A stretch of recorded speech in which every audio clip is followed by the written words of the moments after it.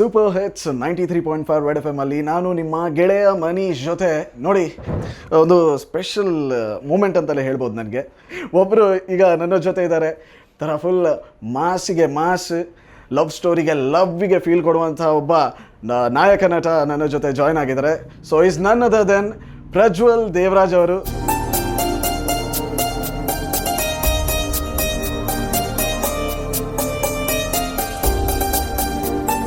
So ಬನ್ನಿ ಇವರ ಜೊತೆ ಮಾತಾಡ್ಸೋಣ. First of all sir, welcome to Red F M.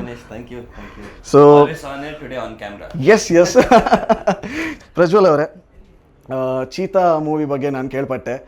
ಇದು ನಿಮ್ಮ 40th ಮೂವಿ ಬೇರೆ ಅಂತ ಕೇಳ್ಪಟ್ಟೆ.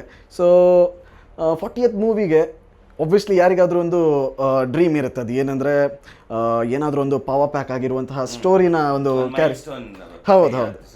ಈ ಚೀತಾ ಮೂವಿಗೆ ನಿಮಗೆ ಲೈಕ್ ಇದನ್ನ ಮಾಡಲೇಬೇಕು ಅಂತ ಯಾಕೆ ಅನಿಸ್ತು? ಏನಿತ್ತು ಇದ್ರ ಸ್ಟೋರಿ ಬೇಸ್? ಏನು ಕತೆ? ತುಂಬಾ ಸ್ಟ್ರಾಂಗ್ ಕಂಟೆಂಟ್ ಇದೆ. ಅಂದ್ರೆ ಇತ್ತೀಚೆಗೆ ನಡೆಯುತ್ತಾ ಇರುವಂತ ಒಂದು ಡಿಸ್ಕಷನ್ಸ್ ಆಮೇಲೆ ಪ್ರಾಬ್ಲಮ್ಸ್ಗೆ ತುಂಬಾ ರೆಲೆವೆಂಟ್ ಆಗಿದೆ. ಓಕೆ, ಈಗ ವೆಜಿಟೇಬಲ್ಸ್ ಫ್ರೂಟ್ಸ್ ಅಲ್ಲೆಲ್ಲ ಕೆಮಿಕಲ್ಸ್ ಮಿಕ್ಸ್ ಮಾಡ್ತಾರೆ ಅಂತ ಪೇಪರ್ ಅಲ್ಲಿ ಓದ್ತಿದ್ದೀರಾ. ಅಂಡ್ ಇತ್ತೀಚೆಗೆ ಎಲ್ಲರೂ ಡಿಸ್ಕಸ್ ಮಾಡ್ತಿದ್ರ ಬಗ್ಗೆ. ಒಬ್ಬ ಮಾರ್ಕೆಟ್ ಅಲ್ಲಿ ಕೆಲಸ ಮಾಡುವಂತ ಕೂಲಿ ಆ ಇಡೀ ಸಿಸ್ಟಮ್ ವಿರುದ್ಧ ಫೈಟ್ ಮಾಡ್ತಾನೆ. ಓಕೆ, ಸೊ ಆ ಪಾಯಿಂಟ್ ನನಗೆ ಇತ್ತೀಚೆಗೆ ತುಂಬಾ ರೆಲೆವೆಂಟ್ ಅನಿಸ್ತು. And it's a very strong point. ಅದನ್ನ ಯಾರು ಇದುವರೆಗೂ ಆ ಕತೆ ಬಳಸಿಲ್ಲ. ಆಮೇಲೆ ರೈತರ ಬಗ್ಗೆ ತುಂಬಾ ಒಳ್ಳೆ ಮೆಸೇಜ್ಗಳಿದೆ, ಅದನ್ನ ಹೀರೋ ಹೇಳ್ತಾನೆ. ಐ ಥಾಟ್ ಇದು ಒಂದು ಪಾತ್ರ, ಒಬ್ಬ ಹೀರೋ ಸಿನಿಮಾಲ್ಲಿ ಅದನ್ನ ಹೇಳಿ ಕನ್ವಿನ್ಸಿಂಗ್ ಆದ್ರೆ ಇಟ್ ವಿಲ್ ಬಿ ಗ್ರೇಟ್ ಅಂತ. ಸೊ ಅದಕ್ಕೆ ಈ ಕತೆನ ಒಪ್ಕೊಂಡೆ. ಅಂಡ್ ಕಲೆ ನನಗೆ ತುಂಬಾ ಪರಿಚಯ. ಅವರು ಮೊದಲನೇ ಸಾಂಗ್ ಕೊರಿಯೋಗ್ರಾಫ್ ಮಾಡಿದ್ದು ನನ್ನ ಜೊತೆ, ಈಗ ಮೊದಲನೇ ಡೈರೆಕ್ಷನ್ ಮಾಡ್ತಾ ಇರೋದು ನನ್ನ ಜೊತೆ. ಓಕೆ, ಮೂರನೇ point, I was very confident about the production. ತುಂಬಾ ಪ್ಯಾಷನೆಟ್ ಆಗಿದ್ರು ಅವರು. ಓಕೆ, ಸಿನಿಮಾ ಬರೀ ದುಡ್ಡು ಹಾಕೋದಲ್ದೆ ಸಿನಿಮಾ ಏನೇ ಬಿಸ್ನೆಸ್ ಇದ್ರು ಕಲೆನೇ ಅಲ್ವಾ ಕೊನೆಗೆ. ಹೌದಪ್ಪ. ಸೊ ಆ ಪ್ಯಾಷನ್ ಕಾಣಿಸ್ತು ಅವ್ರಿಗೆ. So I thought this is a perfect film 40th ಅಂತ. ಓಕೆ, ನೀವು 40th ಚೀತಾ ಮೂವಿ ಚಾಯ್ಸ್ ಮಾಡಿದ್ರಿ. ಬಟ್ ಇನ್ನೊಂದು ಸ್ಪೆಷಲ್ ನಮಗೆ ಏನು ಕಾಣಿಸಕ್ಕೆ ಸಿಕ್ತದೆ ಅಂದರೆ, ಒಂದು ಕಡೆ ಸುದ್ದಿ ಬಂತು ನಮಗೆ, ಇದರಲ್ಲಿ ನೀವು ಹಾಡು ಹಾಡಿದ್ದೀರಾ ಅಂತ ಹೇಳಿ. ಸೊ ಏನಪ್ಪ ಅಂಥದ್ದು ನಿಮಗೆ ಇದರಲ್ಲಿ ಹಾಡಬೇಕು ಅಂತ ಯಾಕೆ ಅನಿಸ್ತು? ಏನು ಕತೆ? ಅದು ನಮ್ಮ producer choice, producer director choice. ನಾನು ಅದನ್ನ ಡಿಸೈಡ್ ಮಾಡಿರಲಿಲ್ಲ. ಅವ್ರು ಬಂದು ಅಪ್ರೋಚ್ ಮಾಡಿದ್ರು ಹಾಡು ಹೇಳ್ಬೇಕು ಸಿನಿಮಾಗೆ ಅಂತ. ಸೊ ಇನಿಷಿಯಲಿ ನಾನು ಬೇಡ, ನಾನು ಯಾವತ್ತೂ ಟ್ರೈ ಮಾಡಿಲ್ಲ ಇದುವರೆಗೂ ಅಂತ ಹೇಳಿದೆ. ಇಲ್ಲ ಒಂದ್ಸರಿ ಟ್ರೈ ಮಾಡಿ ಸರ್ ನೋಡೋಣ ಅಂದ್ರು. ಟ್ರೈ ಮಾಡಿದೆ, ಚೆನ್ನಾಗಿ ಬಂತು ಲಕ್ಕಿಲಿ. ಸೊ ಇನ್ನೊಂದು feather on the cap. But ಈಗ ಕ್ಯಾಮ್ರಾ ಮುಂದೆ ಆ್ಯಕ್ಟ್ ಮಾಡೋದೇ ಬೇರೆ, ಮೈಕ್ರೋಫೋನ್ ಮುಂದೆ ಹಾಡು ಆಡೋದೇ ಬೇರೆ. ಸೊ ಹೇಗೆ ನಿಮಗೆ ಏನಾದರೂ ನರ್ವಸ್ನೆಸ್ ಫೀಲ್ ಆಯಿತಾ? ಅಥವಾ ಓಕೆ ಪರವಾಗಿಲ್ಲ ಇದನ್ನು ಮಾಡಿ ಬಿಸಾಡ್ಬೋದು ಅಂತ ಏನೋ ಆ ರೀತಿ ಅನಿಸ್ತಾ? ಏನು ಕತೆ? ಇಲ್ಲ, ಅಂದರೆ ಮೈಕ್ರೋಫೋನ್ ಜೊತೆ ಡಬ್ಬಿಂಗ್ ಮಾಡ್ತೀವಲ್ಲ, ಸೊ ಬಟ್ ಹಾಡಾಡೋದು ಡಿಫ್ರೆಂಟ್ ಆಗಿರುತ್ತೆ. ಮಾಡ್ಯುಲೇಷನ್ಸ್ ಅದು ಇದೆಲ್ಲ ಒಂದು ಸಾಧಾರಣವಾದ ಒಂದು ನಾಲೆಜ್ ಇರುತ್ತೆ. ಬಟ್ ಹಾಡು ಹೇಳೋದಕ್ಕೆ ಐ ವಾಸ್ ನರ್ವಸ್. ಬಟ್ ಸರಿ, ನಮ್ಮ ಪ್ರೊಡ್ಯೂಸರ್ ಜೋಶ್ ಕೊಟ್ಟರು ಟ್ರೈ ಮಾಡಿ ಅಂತ, ನಮ್ಮ ಡೈರೆಕ್ಟರ್ ಜೋಶ್ ಕೊಟ್ಟರು, ಹೋಗಿ ಟ್ರೈ ಮಾಡಿದೆ. ಈಗ I am confident. Okay, so ಈಗ ಮೂವಿ ವಿಷಯ ಬಿಟ್ಟು ಈಗ ನಿಮ್ಮ ವಿಷಯಕ್ಕೆ ಬರೋಣ. ಪ್ರಜ್ವಲ್ ದೇವರಾಜ್ ಅವರು ಈಗ ಮಾಸಿಗೆ ಮಾಸು, ಲವ್ ಸ್ಟೋರಿಗೆ ಫುಲ್ ಒಂಥರ ಲವ್ ಬಾಯ್ ಆಗಿರ್ತಾರೆ. ಆ್ಯಂಡ್ ಸಿಕ್ಸರ್ ಮೂವಿ ಮೂಲಕ 6 ಹೊಡೆದು ಈಗ ನಿಮ್ಮ ಜರ್ನಿನ ಕಂಟಿನ್ಯೂ ಮಾಡ್ತಾನೆ ಇದ್ದೀರಾ. ಬಟ್ ಆಫ್ ಕ್ಯಾಮ್ರಾದಲ್ಲಿ ಪ್ರಜ್ವಲ್ ಅವರು ಹೇಗೆ ಈ ರೀತಿನೇ ಇರ್ತಾರಾ ಅಥವಾ ಸೈಲೆಂಟಾ? ಫ್ರೆಂಡ್ಸ್ ಜೊತೆ ಜಾಲಿ ಮಾಡ್ಕೊಂಡು ತಿರುಗಾಡ್ತಾ ಇರ್ತೀರಾ? ಏನು ಕತೆ ಪ್ರಜ್ವಲ್ ಅವರೇ? ಸಾಧಾರಣವಾಗಿ ಸೈಲೆಂಟ. ನನ್ನ ಸ್ವಭಾವ ಮುಂಚೆಯಿಂದ I am an introvert. But of course friends ಇದ್ದಾರೆ, ಫ್ಯೂ ಫ್ರೆಂಡ್ಸ್, ತುಂಬ ಜನ ಇಲ್ಲ, ಕೆಲವರು ಇದ್ದಾರೆ, ನಾನು ಅವ್ರ ಜೊತೆನೇ ಬೆರಿತೀನಿ. ಬಟ್ ಹೆಚ್ಚಾಗಿ I like spending time with the family.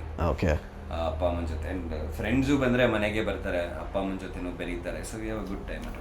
Okay, so school ಟೈಮಲ್ಲಿ ಈಗ ನೀವು ಇಂಟ್ರೋವರ್ಟ್ ಅದು ನಿಧಾನವಾಗಿ ಗೊತ್ತಾಗ್ತದೆ. ಬಟ್ ಸ್ಕೂಲ್ ಟೈಮಲ್ಲಿ ಹೇಗೆ ಸ್ವಲ್ಪ ನಟ್ಕಟ್ಟಾಗಿದ್ರೆ, ನಾಟಿ ಆಗಿದ್ರೆ ಏನಿಲ್ವಾ? ತುಂಬ ಬೋರಿಂಗ್ ಮಗು ನಾನು. ಓಕೆ, ಇನ್ನೊಂದು ಈಗ ವಿಚಾರ, ಸಿನಿಮಾ ಫ್ಯಾಮಿಲಿ ಬ್ಯಾಕ್ಗ್ರೌಂಡ್ ಇಂದ ಬಂದಿರೋರು ತಾವು. ಸೊ ಆಬ್ವಿಯಸ್ಲಿ ನಿಮ್ಮ ತಂದೆ ದೇವರಾಜ್ ಅವರ ಮೂವಿ ಕೂಡ ನಾನು ಕೂಡ ನೋಡಿದ್ದೆ.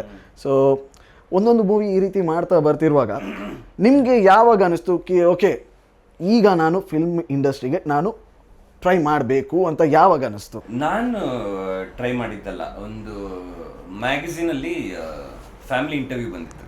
ಓಕೆ, ಆ ಫ್ಯಾಮಿಲಿ ಇಂಟರ್ವ್ಯೂ ಅಲ್ಲಿ ಶಶಾಂಕ್ ಅವರು ನನ್ನ ಫೋಟೋ ನೋಡಿ, ಆ್ಯಕ್ಚುಲಿ ಚಂದ್ರು ಅವ್ರು ನಮ್ಮ ಕ್ಯಾಮ್ರಾಮನ್, ಫೋಟೋ ನೋಡಿ ಈ ಕತೆಗೆ ಇವ್ರು ಸೂಟ್ ಆಗ್ತಾರೆ ಅಂತ. ಬಟ್ ಅವಾಗ ಅವ್ರು ಬಂದಾಗ ನನ್ಗೆ ಬರೀ 17 ವರ್ಷ.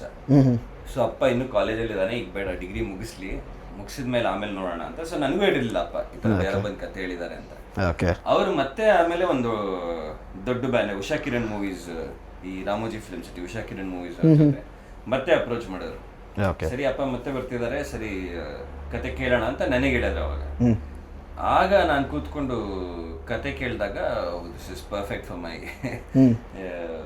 ಫಸ್ಟ್ ಸಿನಿಮಾಗೆ ಅಂತ ಅನ್ಕೊಂಡು ತಂದೆ ಕನ್ವಿನ್ಸ್ ಮಾಡಿದೆ. ತಂದೆ ಬೇಡ, ಆಗ್ಲೂ ಬೇಡ ಅಂತಾನೆ ಇದ್ರು, ಕನ್ವಿನ್ಸ್ ಮಾಡಿ ಓದು ಮುಗಿಸ್ತೀನಿ ಇದು ಮಾಡ್ತೀನಿ ಅಂತ ಆಗಿ ಬಂದಿದ್ದು ಇಂಡಸ್ಟ್ರಿಗೆ. ಸೊ ಒಟ್ಟಿನಲ್ಲಿ ಎರಡನ್ನ ಮ್ಯಾನೇಜ್ ಮಾಡಿಕೊಂಡು ಸಿನಿಮಾ ಇಂಡಸ್ಟ್ರಿಗೆ ಬಂದುಬಿಟ್ಟಿದ್ರಿ.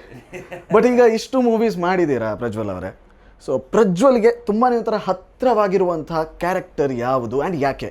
ಪ್ರತಿ ಕ್ಯಾರೆಕ್ಟರ್ ಏನಾಗುತ್ತೆ, ಈಗ ಯಾವುದೇ ಒಂದು ಕ್ಯಾರೆಕ್ಟರ್ ಮಾಡಬೇಕಂದ್ರೆ ನಾನು ಅದನ್ನ ಬ್ಯಾಕ್ ಸ್ಟೋರಿ ಇಟ್ಕೊಳ್ತೀನಿ. I spend time with it almost for months, cinema ಶುರು ಆಗೋಕ್ಕೆ ಮುಂಚೆ ಕೂಡ. ಸೊ ಪ್ರತಿಯೊಂದು ಕ್ಯಾರೆಕ್ಟರ್ ಒಂದೊಂದು ಅಂಶಗಳು ನಮ್ಮಲ್ಲಿ ಇರುತ್ತೆ ಯಾವಾಗಲೂ. ಸೊ ಸ್ಪೆಸಿಫಿಕ್ ಆಗಿ ಒಂದು ಕ್ಯಾರೆಕ್ಟರ್ನ ಚೂಸ್ ಮಾಡೋದಕ್ಕಾಗಲ್ಲ. ಬಟ್ ಪ್ರತಿಯೊಂದು ಕ್ಯಾರೆಕ್ಟ್ರು ಒಂದು ಛಾಪ್ ಬಿಡುತ್ತೆ ನಿಮ್ಮ ಮೇಲೆ.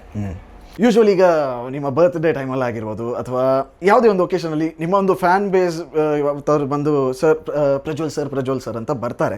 ಬಟ್ ಯಾವತ್ತಾದ್ರೂ ಒಂದು ಆಕ್ವರ್ಡ್ ಸಿಚುವೇಶನ್ ಅಥವಾ ಒಂದು ಫನ್ನಿ ಸಿಚುವೇಶನ್ ಏನಾದರೂ ಆಗಿದೆಯಾ? ಫ್ಯಾನ್ಸ್ಗಳು ಬಂದು ಅವಾಗ ನಿಮ್ಗೆ ಅಯ್ಯೋ ಎಂಥ ಅವಸ್ಥೆ ಅಂತ ಯಾವತ್ತಾದ್ರೂ ಅನಿಸಿದೆಯಾ? ಏನಾದರೂ ಒಂದು funny incident ನಡೆದಿದೆಯಾ sir?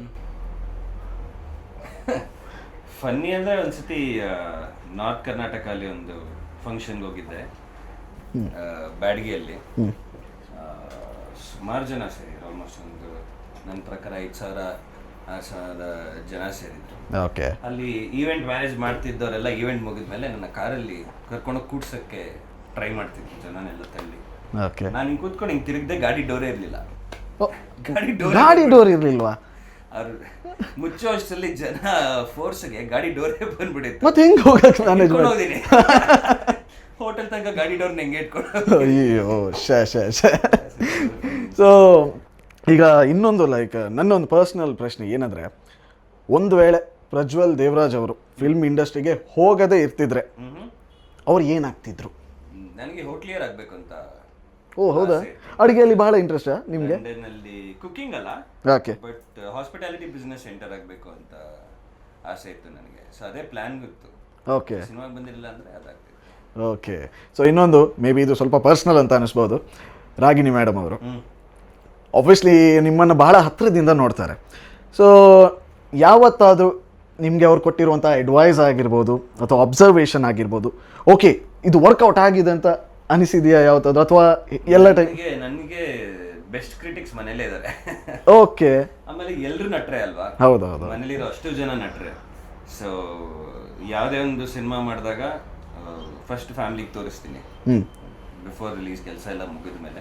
Okay. So ಅಲ್ಲೇ ಕ್ರಿಟಿಸಿಸಮ್ ಸಿಕ್ಬಿಡುತ್ತೆ. Okay. So I have best critics at home. Okay. So ಈಗ ಒಂದು ಪಟ ಅಂತ ನಾನೊಂದು ರ್ಯಾಪಿಡ್ ಕ್ವಶನ್ಸ್ ಕೇಳ್ತಾ ಹೋಗ್ತೀನಿ, ಬೇಗ ಆನ್ಸರ್ ಮಾಡಬೇಕು ಸರ್. ಟೀಯಾ ಕಾಫಿಯಾ? ಎರಡೂ ಇಲ್ಲ. ಮತ್ತೆ ಏನು ಕುಡಿತೀರಾ sir? Green tea. Oh green tea. Okay. ಮಂಗಳೂರಾ ಬೆಂಗಳೂರಾ? ಈಗ ಸದ್ಯಕ್ಕೆ ಮಂಗಳೂರು. ಓಕೆ. ನೈಸ್. ಬೈಕ್ ರೈಡಾ car driver? Bike. Okay. Morning ಪರ್ಸನಾ ನೈಟ್ ಅವಲಾ? Noon person. Noon. Confusing. Home ಫುಡ್ಡಾ ಹೋಟೆಲ್ ಫುಡ್ಡಾ? ಓಕೆ. ಮಾಸ್ ಸಿನಿಮಾನ ಲವ್ ಸ್ಟೋರಿನಾ? ಮಾಸ್. Favourite Kannada movie? ಸಾಕಷ್ಟಿದೆ. ಒಂದು ತುಂಬ ಫೇವ್ರೆಟ್ ಅಂದರೆ Huliya. Okay. Favourite Kannada actor? Devaraj. Expected. One actress screen ಮೇಲೆ ನೋಡೋಕ್ಕೆ ನಿಮಗೆ ಬಹಳ ಇಷ್ಟ ಅಂತ ಅನಿಸೋವಂಥ ಆ್ಯಕ್ಟ್ರೆಸ್ ಯಾರು? ರಮ್ಯಾ ಅವರು. ರಾಗಿಣಿ ಅವರೇ ಕೇಳ್ಕೊಳ್ಳಿ. ಇಲ್ಲ, ಎಲ್ಲರಿಗೂ ಆಲ್ ಟೈಮ್ ಫೇವ್ರೇಟ್ ಅವರು. ಸೊ ಒಂದು ಫುಡ್ಡು ಯಾವಾಗ ಬಂದರೂ ನೀವು ಬಿಡೋದೇ ಇಲ್ಲ, ಅದನ್ನು ತಿಂತಾನೆ ಇರ್ತೀನಿ ಅನ್ನೋದು ಯಾವುದಾದ್ರೂ ಫೇವ್ರೇಟ್ ಫುಡ್ ಏನಾದರೂ ಇದೆಯಾ? ಬಿರಿಯಾನಿ, ನಮ್ಮಮ್ಮ ಮಾಡೋ biryani. Okay. So one place in Karnataka again and again ಹೋಗಬೇಕು ಅಂತ ಅನಿಸುತ್ತೆ? ಸಾಕಷ್ಟು, ಬಟ್ ನನಗೆ ಕಾಡ್ ಇಷ್ಟ. I like mountains. ಸೊ ಬಹುಶಃ ಚಿಕ್ಕಮಂಗ್ಳೂರು, ಕೂರ್ಗ್. ಓಕೆ. ಇನ್ಸ್ಟಾಗ್ರಾಮಾ ಯೂಟ್ಯೂಬಾ? ಎರಡೂ ಇಲ್ಲ ಜಾಸ್ತಿ. ಹೌದಾ? ತುಂಬಾನೇ ರಿಸರ್ವ್ಡ್ ಆಗಿರ್ತೀರಾ ಹಾಗಾದ್ರೆ? ಸೋಷಿಯಲ್ ಮೀಡಿಯಾ ತುಂಬಾ ಕಮ್ಮಿ ಯೂಸ್ ಮಾಡೋದು. ಅದು ಈಗ ನೀವು ರಾಗಿಣಿಯವ್ರ ಬಗ್ಗೆ ಕೇಳ್ತಿದ್ರಲ್ಲ, ಓಕೆ, ಅರ್ಧ ನನ್ನ ಪೋಸ್ಟ್ ಎಲ್ಲ ಅವರೇ ಹಾಕೋದು. ಓಕೆ. ಬೈದ್ ಹಾಕಿಸ್ತಾರೆ ಮನೆ ಹಾಕುವ. ಓಕೆ ಕಾಲ್ ಪರ್ಸನ ವಾಟ್ಸಪ್ ಪರ್ಸನ? Call okay. ಶೂಟಿಂಗ್ ಸ್ಪಾಟಲ್ಲಿ ಮೋಸ್ಟ್ ಮಿಸ್ಚೀವಿಯಸ್ ಪರ್ಸನ್ ಅಂತ ನಿಮ್ಗೆ ಯಾರಾದರೂ ಅನಿಸಿದಾರ? ತುಂಟ ಅಂತ ಯಾವತ್ತಾದ್ರು ಸೆಟ್ಟಲ್ಲಿ? ಇಲ್ಲ. ಓಕೆ. ರಾಗಿಣಿ ಅವರು ನಿಮ್ಮ ಫೋನನ್ನು ಚೆಕ್ ಮಾಡಿದಾರಾ ಯಾವತ್ತಾದರೂ? ಏನು ಕತೆ? ಇಬ್ಬರದು ಪಾಸ್ವರ್ಡ್ಸ್ ಇಬ್ಬರ ಹತ್ರನೇ ಇರುತ್ತೆ. ಫೋನ್ ಅರ್ಧ ಟೈಮ್ ಮಾಡೋ ಹತ್ರನೇ ಇರುತ್ತೆ. ಓ, ತುಂಬ ಮ್ಯೂಚುವಲ್ ಅಂಡರ್ಸ್ಟ್ಯಾಂಡಿಂಗಲ್ಲಿ ಇದ್ದೀರಾ ಹಾಗಾದರೆ. ಸೊ ಪ್ರಜ್ವಲ್ ದೇವರಾಜ್ಗೆ ಒನ್ ವರ್ಡಲ್ಲಿ ಡೆಫಿನೇಷನ್ ಕೊಡೋದಾದ್ರೆ ಏನು ಕೊಡ್ತೀರಾ? ಪೀಸ್ಫುಲ್. ಓಕೆ. ಒನ್ ಥಿಂಗ್ ಫ್ಯಾನ್ಸ್ಗೆ ಹೇಳಬೇಕು ಅಂದರೆ? I love you. ಓ, ತುಂಬ ಇಲ್ಲ ಸರ್ ಹತ್ರ ಮಾತಾಡುವಾಗ ಒಂದು ವೈಬೇ ನಮಗೆ ಫೀಲ್ ಆಗುತ್ತೆ. ತುಂಬಾ ಹತ್ರ ಕಾಮಾಗಿ ಮಾತಾಡ್ತಾರೆ.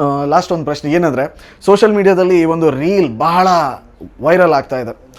ರಾಮಾಯಣ ಫಿಲ್ಮ್ನ ಟ್ರೈಲರ್, ಅದರಲ್ಲಿ ಲಾಸ್ಟಲ್ಲಿ ಸಿಂಹಕ್ಕೆ ಒಂದು ಯಶ್ ಅವರು ಘರ್ಜನೆ ಮಾಡ್ತಾರೆ. ಆ್ಯಂಡ್ ಆ ವಾಯ್ಸ್ ಆ್ಯಕ್ಚುಲಿ ದೇವರಾಜ್ ಅವರ ವಾಯ್ಸ್ ಅಂತ ತುಂಬಾನೇ ರೂಮರ್ಸ್ ಸ್ಪ್ರೆಡ್ ಆಗ್ತಿದೆ. ಸೊ ಇದು ನಿಮ್ಮ ಕಿವಿಗೆ ಬಿದ್ದಿದೆಯಾ? ಆ್ಯಂಡ್ ಇದಕ್ಕೆ ಏನು ಕ್ಲಾರಿಟಿ ಕೊಡ್ತೀನಿ? ನೋಡಿದ್ದೀನಿ, ಯಶ್ಗೂ ಫೋನ್ ಮಾಡಿದೆ. ಓಕೆ. ಮಾಡ್ಬಿಟ್ಟು ಅಪ್ಪನೂ ಮಾತಾಡಿದ್ರು. ಓಕೆ. ನಮಗ ಈ ತರ ಬರ್ತಿದೆ ಸೋಷಿಯಲ್ ಮೀಡಿಯಲ್ಲಿ ಅಂತ. ಅಯ್ಯೋ ಬಿಡಿ sir, I am very proud of it. ನಿಮ್ ಜೊತೆ ಕಂಪೇರ್ ಮಾಡ್ತಿದ್ದಾರೆ ಅಂದ್ರೆ ವೆರಿ ಪ್ರೌಡ್ ಆಫ್ ಇಟ್ ಅಂದ ಅಲ್ವಾ? ಇಲ್ಲ, ಆಬ್ವಿಯಸ್ಲಿ ಎಲ್ಲರಿಗೂ ಅಷ್ಟೇ ಒಂಥರ. ನಾನು ಕೂಡ ಒಂದು ಪಕ್ಷ ಅಂದ್ಕೊಂಡೆ. ನನ್ನ ಫ್ರೆಂಡ್ ಒಬ್ರು ಕಳಿಸಿದ್ರು, ಇದು ದೇವರಾಜ್ ಅವರ ವಾಯ್ಸ್ ಅಲ್ವಾ ಅಂತ. ನಾನು ಫಸ್ಟ್ ಕನ್ಫ್ಯೂಸ್ ಆಗಿಬಿಟ್ಟೆ. ಬಟ್ ನಿಧಾನಕ್ಕೆ ಏನಂತ ಹೇಳೋಕ್ಕಾಗುತ್ತೆ ಸೋಷಿಯಲ್ ಮೀಡಿಯಾದಲ್ಲಿ. ಬಟ್ ಈಗ ನೋಡಿ, ಕ್ಲಾರಿಟಿ ಸಿಕ್ಕೇ ಬಿಟ್ಟಿದೆ. Luckily this is my first celeb interview. And Prajwal ಅವ್ರ ಜೊತೆ ಮಾತಾಡೋಕ್ಕೆ ಸಿಕ್ಕಿದೆ. I am very grateful. Thank you so much. ಕೇಳ್ತಾ ಇರಿ ಸೂಪರ್ ಹಿಟ್ಸ್ 93.5 ರೆಡ್ FM. ಮಸ್ತ್ ಮಜಾ ಮಾಡಿ. ಬೆಸ್ಟ್ ಎಂಟರ್ಟೈನ್ಮೆಂಟ್ಗಾಗಿ ಲೈಕ್, ಫಾಲೋ ಮತ್ತು ಸಬ್ಸ್ಕ್ರೈಬ್ ಮಾಡಿ ರೆಡ್ FM ಕನ್ನಡ.